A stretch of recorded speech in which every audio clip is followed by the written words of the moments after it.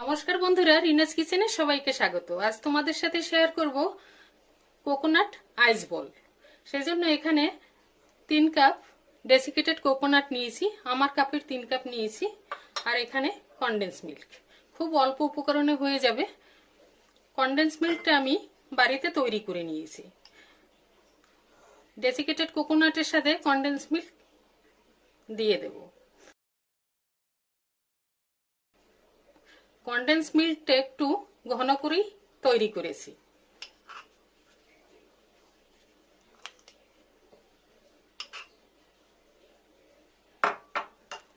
দিয়ে দেব কয়েক ফোঁটা ভ্যানিলা এসেন্স।